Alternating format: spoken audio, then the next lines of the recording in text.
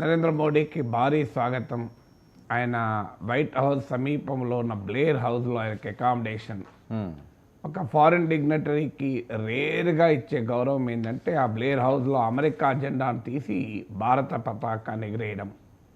తర్వాత white హౌస్కు Modi చేరడంతోనే Trump గట్టిగా కౌగలించుకొని shake hand ఇచ్చి సయాన ఆయనే చైర్ లాగి కూర్చుండబెట్టి తర్వాత అవర్ జర్నీ టుగెదర్ అని ఫోటోలతో కూడిన పుస్తకాన్ని ట్రంప్ మోడీకి బహుకరించడం.